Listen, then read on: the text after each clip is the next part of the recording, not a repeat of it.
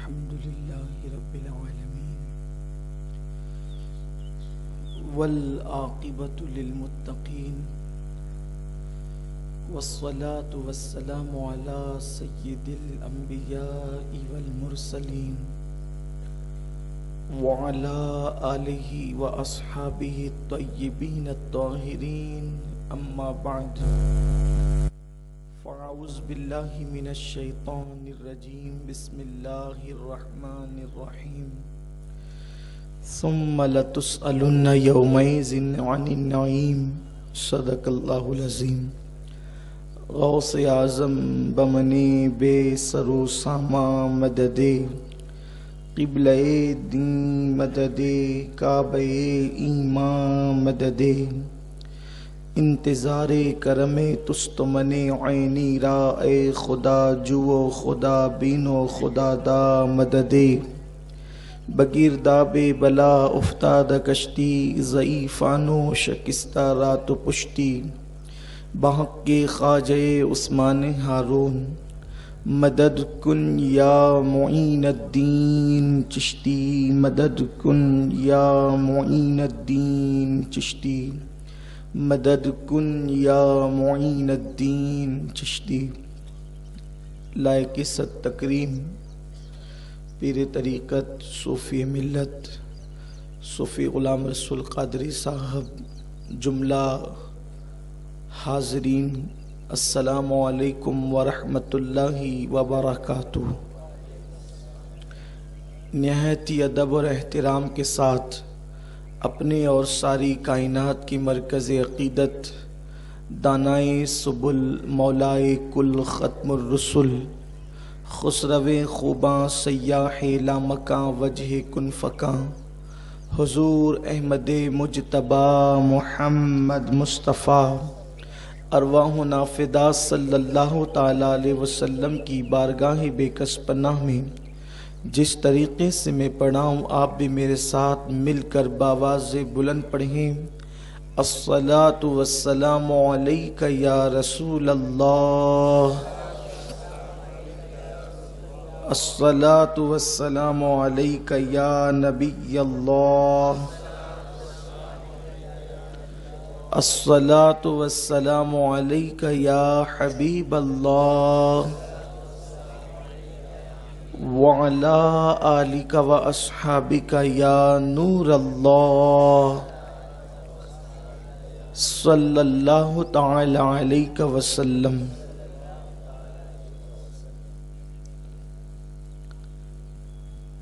الحمدللہ آج عید سعید کا برکت والا دن ہے۔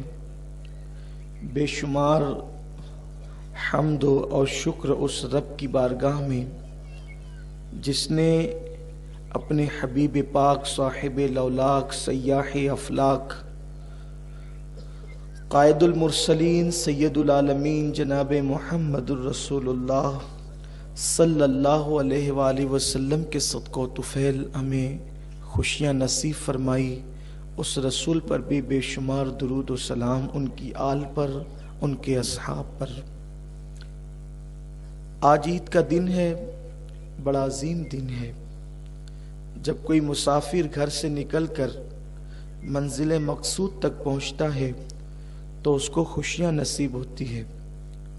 اللہ تبارک و تعالیٰ نے روزے فرض کیے اور اللہ کی توفیق سے ہم نے روزے رکھے، تراویح پڑھی، نمازیں ادا کی، سحر و افطار کی برکتیں لوٹی، اور اب ہم اللہ کی بارگاہ میں اس کی دی ہوئی توفیق سے سجدہ شکر ادا کرنے کے لیے یہاں حاضر ہے۔ ہر قوم کے یہاں عید کا کوئی نہ کوئی تصور ہوتا ہے، ہر قوم کے یہاں کوئی نہ کوئی تہوار ہوتا ہے۔ اسلام نے بھی خوشیاں تقسیم کرنے کے لیے ہمیں عید سعید کا حسین و جمیل موقع عطا فرمایا ہے، لیکن دنیا کی دوسری قوموں اور مسلمانوں کے درمیان خوشی منانے کا بھی ایک طریقہ ہے اور غم منانے کا بھی ایک طریقہ ہے۔ عید کے دن بہت ساری وہ چیزیں جو اور دنوں نہیں کی جاتی، اسلام نے عید کے دن اس کی چھوٹ دی ہے، اجازت دی ہے۔ جیسے مثال کے طور پر اللہ کے حبیب صلی اللہ علیہ وآلہ وسلم نے حبشی غلاموں کو مدینہ منورہ کے اندر کھیل کرتے ہوئے، کرتب دکھاتے ہوئے ان کو اجازت عطا فرمائی ہے کہ تم یہ کر سکتے ہو۔ کسی نے عرض کی یا رسول اللہ یہ حبشی کرتب دکھا رہے ہیں، اللہ کے رسول نے فرمایا چپ رہو، آج عید کا دن ہے۔ کوئی دف بجا کر کے خوشیوں کے گیت گا رہا تھا، کسی نے شکایت کی یا رسول اللہ یہ بچے دف بجا رہے ہیں اور خوشیوں کے گیت گا رہے ہیں۔ حضور فرماتے ہیں انہیں خوشیوں کا اظہار کرنے دو کیونکہ یہ ہماری عید ہے۔ یعنی عید کے دن اظہار خوشی کے کچھ طریقے بتائے گئے ہیں۔ دسترخوان کو وسیع کرنا، اسی طریقے سے ہمیں دیکھ کر کسی کو محسوس ہو کہ آج ہم بہت خوش ہیں، آج ہم بہت خوش ہیں۔ آپ دیکھیں مہینے بھر روزے رکھے، لیکن اسلام کہتا ہے کہ عید کے دن روزہ نہیں رکھنا۔ اگر عید کے دن روزہ رکھیں گے تو آپ کو ثواب ملنے کی بجائے گناہ ملے گا۔ اور دنوں بھوکا رہنا عبادت ہے، آج کھانا عبادت ہے۔ اور دنوں پیاسا رہنا عبادت ہے، آج پینا عبادت ہے۔ آپ توجہ کریں کہ اللہ تبارک و تعالیٰ نے آج کے دن چھوٹ عطا کی ہے، آج کے دن کو خوشیوں کا دن قرار دیا ہے، لیکن خوشی میں کوئی اپنی حد کو پار نہ کرے۔ اسلام نے ہر چیز اعتدال سے عطا کی ہے۔ ایک عید ہے ہماری، آج اس عید کے متعلق بہت مختصر، تاکہ ہمیں وقت پر نماز بھی شروع کرنا ہے، بہت مختصر عرض کروں کہ نبوی عید کیا ہے، مصطفیٰ جان رحمت صلی اللہ علیہ وآلہ وسلم نے کس طریقے سے عید منائی۔ آقا کریم صلی اللہ علیہ وسلم نے فرمایا استطاعت کے مطابق قیمتی کپڑا پہنا جائے، یعنی ایسا نہ ہو کہ آپ کی استطاعت ہے، بہت اچھا کپڑا آپ پہن سکتے ہیں، اس کے باوجود بھی آپ جو ہے وہ یوں ہی پھٹے پرانے اور دھلے ہوئے کپڑے پہن کر آ جائیں۔ نہیں، اگر اللہ نے نوازا ہے تو آپ جو ہے وہ اچھے کپڑے پہنے، نئے کپڑے پہنے، نئے میسر نہ ہو تب دھلے ہوئے پہنے، لیکن کپڑے اچھے پہنے، اس لیے کہ عید کا دن ہے، آج عید کا دن ہے۔ اللہ اپنی دی ہوئی نعمت کو تمہارے وجود پر دیکھنا چاہتا ہے، لیکن معاذ اللہ اب عید مسلمانوں کی ایسی ہوتی جا رہی ہے کہ دوسروں کے مذہبی تہواروں میں اور مسلمانوں کی عید میں اب کوئی بہت زیادہ فرق نظر نہیں آتا۔ ہم عید کے دن صرف ایک کام کرتے ہیں جو سنت ہے، جسے دگانا کہتے ہیں، نماز عید کہتے ہیں، اور جیسے ہی عیدگاہ کو ہم پار کرتے ہیں پھر ہم اپنی حدوں کو توڑ دیتے ہیں۔ اگر ہمارے سروں پر ٹوپی نہ ہو، ہمارے چہروں پہ داڑیاں نہ ہو، تو کوئی محسوس بھی نہ کرے کہ یہ مسلمان ہے یا نہیں۔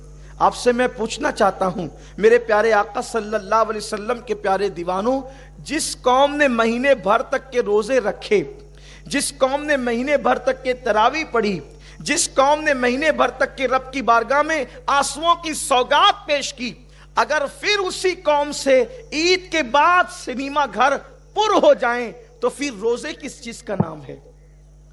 روزہ تو نام ہے لعلکم تتقون، روزے اس لیے تم پہ فرض کیے تاکہ تم متقی بن جاؤ۔ لباس بھی وجود پر اسلامی نہیں، سر بھی اب لوگ بناتے ہیں اور حجامت بھی کرواتے ہیں، تو اسلامی طرز کے مطابق نہیں۔ پتہ نہیں ہمارے جوانوں کو کیا ہو گیا، اسلام کی دی ہوئی نعمتوں کو اب وہ اپنے لیے کافی نہیں سمجھ رہے، اللہ ماشاءاللہ ہر چیز نہیں لانا چاہتے ہیں۔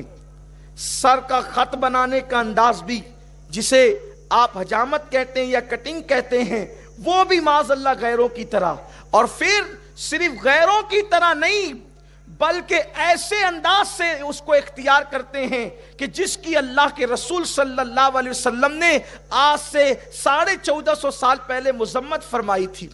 عید کے لیے خصوصی کٹنگ کروائی جا رہی ہے۔ وہ کٹنگ کیسی ہے؟ کچھ بال بہت بڑے ہیں، کچھ بال بہت چھوٹے ہیں۔ اللہ کے رسول صلی اللہ علیہ وسلم نے ارشاد فرمایا آج سے 1450 سال پہلے کہ کچھ لوگ اپنے سر کے بال بختی اونٹوں کی طرح رکھیں گے، اللہ نے ان پہ جنت کی خوشبو کو بھی حرام کر دیا ہے۔ آج کے نوجوان لڑکے خصوصی طور پر اس طریقے کی حجامت کا اہتمام کر رہے ہیں۔ ان کو دیکھو، بدن پر باضابطہ طور پر جو ہے بیل بوٹے بنوائے جا رہے ہیں۔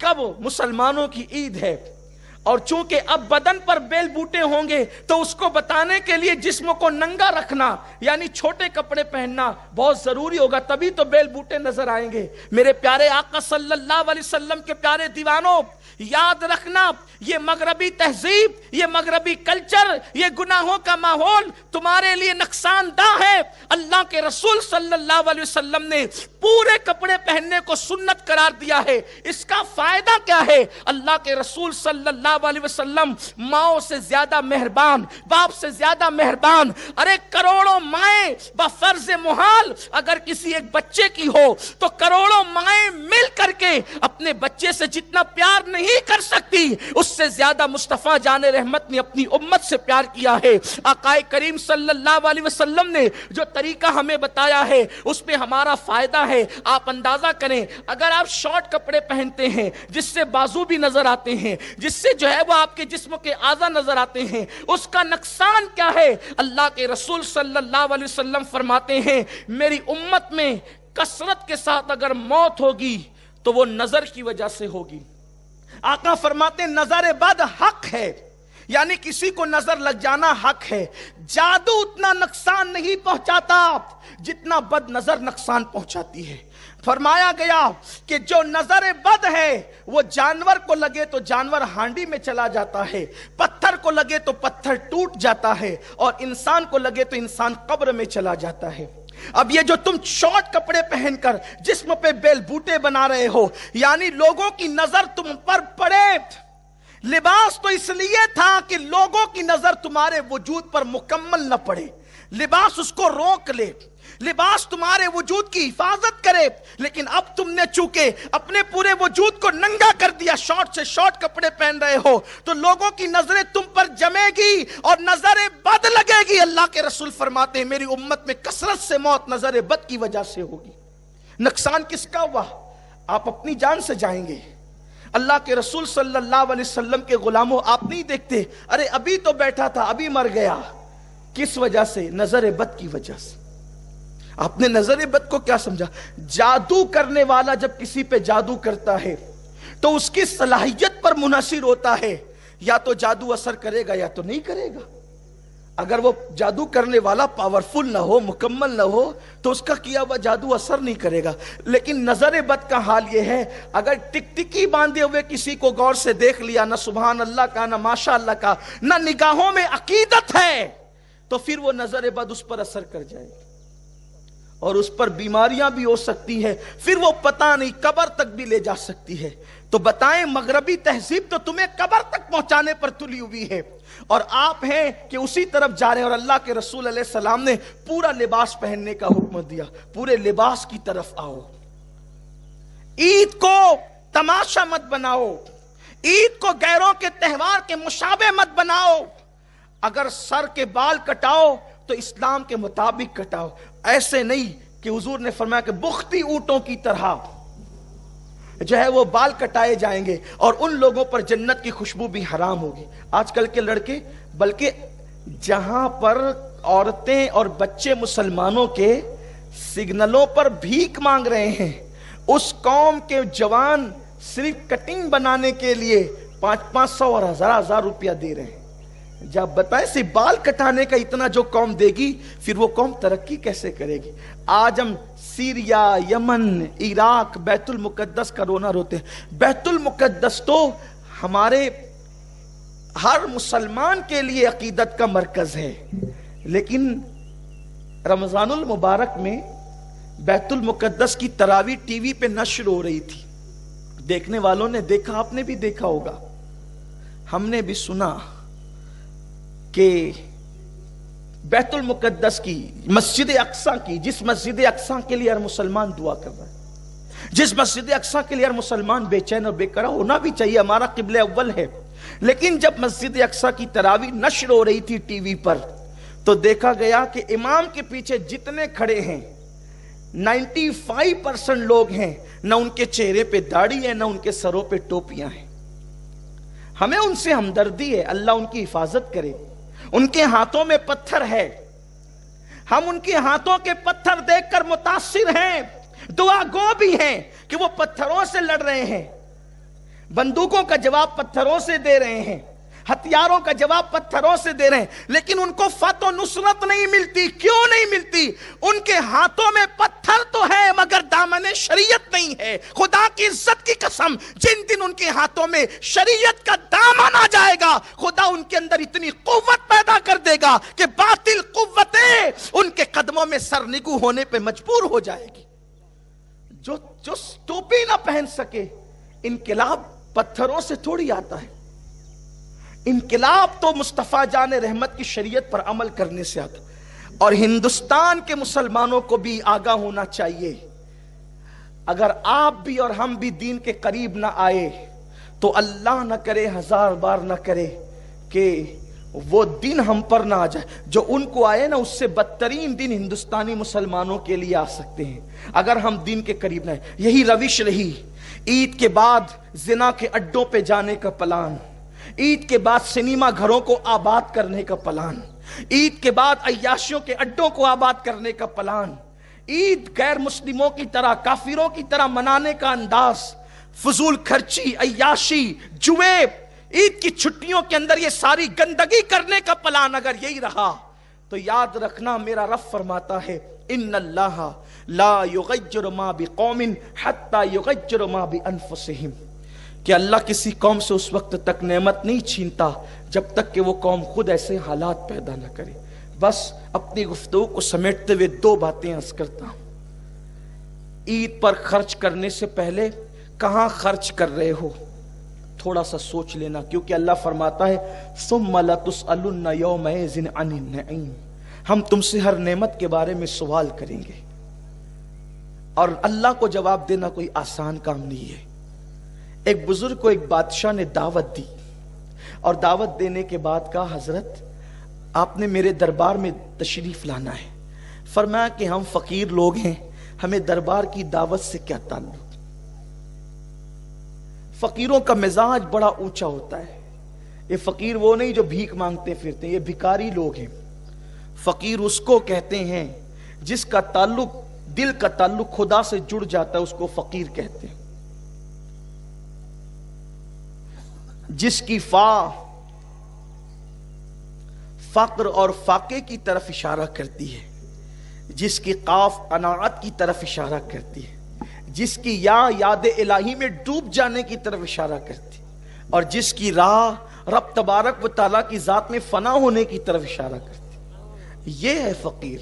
اور بھیک منگوں کی بات نہیں کرتا، تو ایک مرد درویش کے پاس، فقیر کے پاس کہنے لگے کہ آپ تشریف لائیں، کہا میں درباروں سے کیا کام۔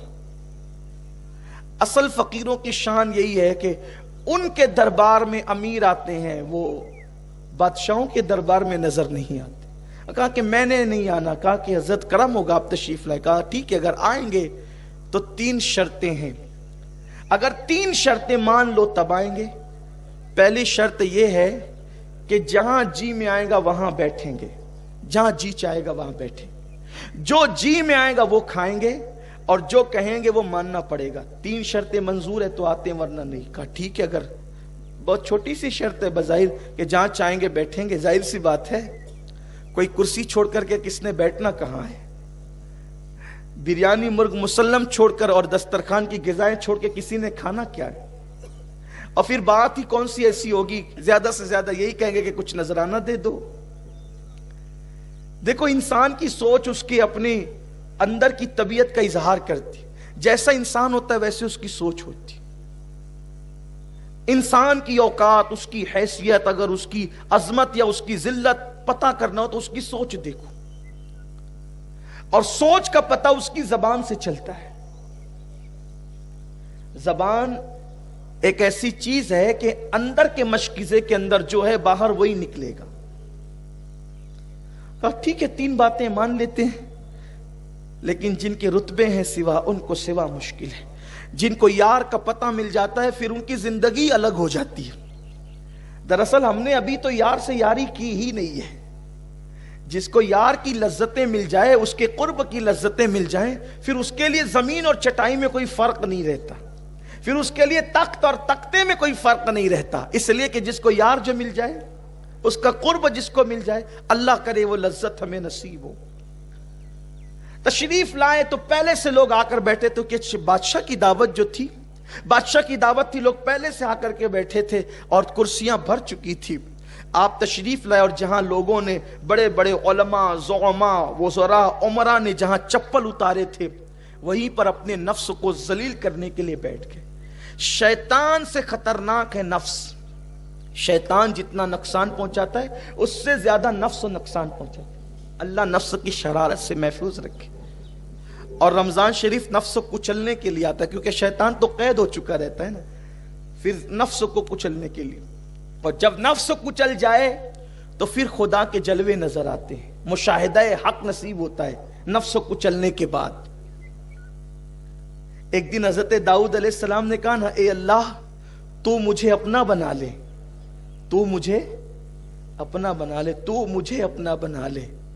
کیا کرنا پڑے گا اس کے لیے؟ تو اللہ نے فرمایا یہ مجھے اور تو یہ ختم کر دے۔ جب تیرے اندر میں ہی نہ رہے گا تو پھر میں ہی میں رہوں گا نا، اور میں تو مجھے سے ہے تجھے نہیں۔ آپ غور کریں، یہ نفس جب تک کہ نفس رہے گا خدا کی معرفت نصیب نہیں ہو سکتی۔ اور بیٹھ گئے جوتوں کے پاس، لوگ دوڑے آئے، حضور کیا کر رہے ہیں؟ تشریف لے چلیں۔ میں نے تو پہلے ہی کہا تھا جہاں چاہیں گے بیٹھیں گے، اس لیے اب یہاں بیٹھنے تھے، اگر آپ مجبور کریں گے تو ہم چلے جائیں گے۔ دیکھو اللہ والوں کی سوچ، ہمیں کوئی اچھی جگہ نہ دے تو ہم ناراض ہو جاتے ہیں، اور وہاں حال کیا ہے؟ بیٹھ گئے۔ پھر اس کے بعد کہا حضرت یہاں تو دسترخوان نہیں لگ سکتا، تو آپ کھانے کے لیے اندر آ جائیں۔ کہا ہم دسترخوان کے لیے آئے بھی نہیں ہیں۔ اپنی جھولی سے سوکھے ٹکڑے نکالے اور شوق سے چبانا شروع کر دی۔ بس یہی بات ہے مسلمانوں، لذیذ سے لذیذ غذا کی لذت صرف حلق تک ہے۔ حلق کے نیچے جب لقمہ جاتا ہے تو سوکھی روٹی اور لذیذ غذا دونوں ایک ہی ہو جاتی۔ صرف 2 سیکنڈ کی لذت کے لیے مسلمان حرام میں ڈوب گیا ہے، حلال و حرام کی تمیز ختم کر چکا ہے، اللہ کا خوف دل سے نکل چکا ہے۔ تو لقمہ لوگ ڈال رہے تھے، مرغن غذائیں، لذیذ غذائیں، اور وہ سوکھی روٹی اٹھا کر کے چبا رہے تھے۔ جب چبا لیا اور کھا لیا، پھر اٹھ کر کے اندر آئے جب سب کھا چکے، کہنے لگے اب ذرا چولہا جلاؤ، اس پہ توا رکھو۔ کہنے کے مطابق چولہا جلایا گیا، توا رکھ دیا گیا۔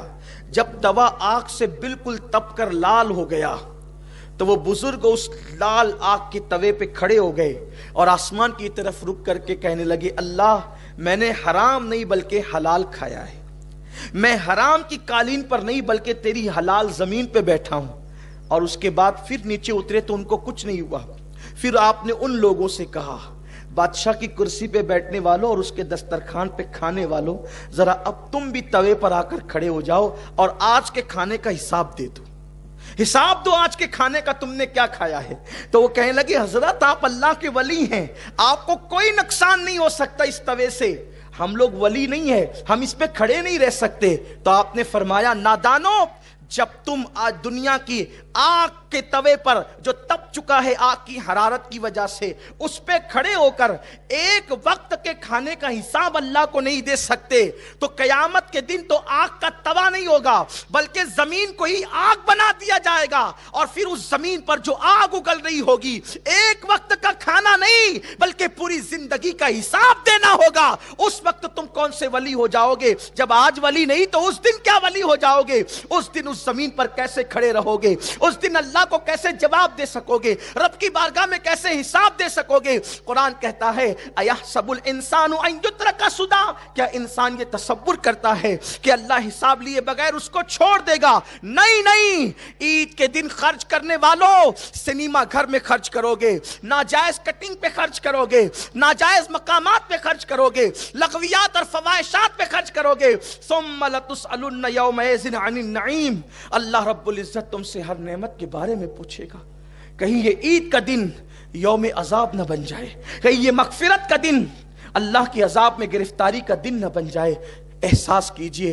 और दूसरी बात जो कहना चाहता हूँ इख्तिताम पर, बुलंद आवाज से जरा दुरूद शरीफ पढ़ लें, पूरा मजमा मिलके पढ़ें, आशिकों की तरह के ईदगाह गूंज जाए। एक बार दुरूद शरीफ बुलंद आवाज से, अल्लाहुम्मा सल्लि अला सय्यदिना मौलाना मुहम्मदिन मादिनिल जूदी वल करम वालिही व अस्हाबिही व बारिक वसल्लिम सलातु व सलाम अलैका या रसूल अल्लाह। ईद क्या है? मैं देखता हूं कि ईद को हम खुशियों का इजहार करते। जब ईद आती थी तो हुजूर क्या करते थे पता है? अब जरा यहां ध्यान से सुने, हुजूर की नबवी ईद, सुन्नत वाली ईद क्या है।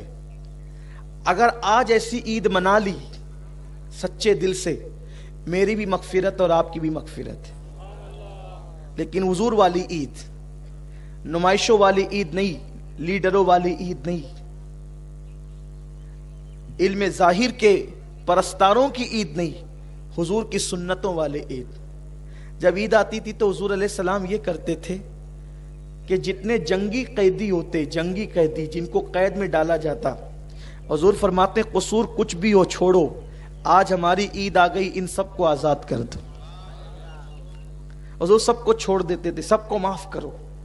यानी ईद का दिन मुसलमानों की आम मुआफी का दिन है। अल्लाह फरमाता है फरिश्तों नमाज ईद के लिए जा रहे हो ना, फरिश्ते भी आते हैं नमाज ईद में शरीक होने के लिए, जुमा में, ईदैन में। तो कहा ईद के लिए जा रहे हो ना, तो मेरे बंदे जितने नमाज के लिए आएंगे उन सबको मेरी तरफ से पैगाम देना कि अल्लाह ताला ने तुम सब की मगफिरत कर दी, तुम सबको माफ कर दिया। हम सब माफ कर दिए जाते हैं। तो अब माफ वही होगा जो किसी को माफ करेगा। ईद के दिन दोस्तों से गले मिलने वालों, क्या ऐसा नहीं हो सकता कि हम हुजूर की सुन्नत के मुताबिक ईद के दिन दुश्मन से भी गले मिल लें? सगे भाई का घर बाजू में है और हम ईद के दिन नहीं जा रहे हैं, आपकी ईद नहीं है, नए कपड़े पहने ईद नहीं, बहन है घर में रो रही है और आपसे छोटे से झगड़े की वजह से आप उसके घर नहीं जा रहे हैं, आपकी सबकी ईद हो सकती, आपकी नहीं है। तो आज ईद कैसे मनाएंगे? आपको किसी ने कितनी भी तकलीफ पहुंचाई है, कितनी भी अजियत पहुंचाई है, उसको माफ करें। क्या सोच के माफ करें? उसने आपको दुख दिया, उसने आपको तकलीफ पहुंचाई, उसने आपको गाली दी, उसने आपको सताया। अब आपकी वजह से वो जहन्नम का अजाब भुगतेगा। बोलो तकलीफ किसको होगी? उम्मती जहन्नम में जाएगा, तकलीफ किसको होगी? हुजूर को होगी। समझ रहे हैं आप? मेरी बात आपकी समझ में आ रही है? उम्मती जहन्नम में जाएगा, तकलीफ किसको होगी? हुजूर को होगी। क्या आप में से कौन चाहता है कि हुजूर को तकलीफ? जब सैयदना फारूक आजम पर एक शख्स ने हमला किया, खंजर से हमला किया और आप जमीन पर आ गए और फिर हजरत अब्दुल रहमान इब्न औफ ने नमाज पढ़ा दी, तो आपका पहला सवाल यह था मेरा कातिल कौन है? मेरा कातिल कौन है? और किसी ने कहा हजरत आपका कातिल मजूसी है, आग परस्त है, काफिर है। आपने कहा अल्लाह तेरा शुक्र है मेरा कातिल कोई मुसलमान नहीं है। तो किसी ने पूछा फारूक आजम अगर आपका कातिल मुसलमान भी होता तब भी आप शहीद होते, क्योंकि किसी को कत्ल कर दे मुसलमान तो भी वो शहीद है। फिर आप ये क्यों कहते हैं अल्लाह तेरा शुक्र है मेरा कातिल काफिर है, मुसलमान नहीं है? फरमाया नादान, अगर मेरा कातिल मुसलमान होता तो मेरे कत्ल की वजह से उसको जहन्नम में जाना पड़ता और वो मेरे वजह से जहन्नम में जाता, मेरे मुस्तफा करीम को तकलीफ होती। तो काफिर जहन्नम में जाए उसका ठिकाना तो जहन्नम ही है, मेरी वजह से कोई मुसलमान जहन्नम में न जाए। تو اگر ہم نے اپنے دل دکھانے والے کو، تکلیف پہنچانے والے کو معاف نہیں کیا تو اپنی وجہ سے وہ جہنم میں جائے گا، یا دنیا میں اپنی وجہ سے وہ مصیبت میں مبتلا ہو جائے گا۔ تکلیف کس کو ہوگی؟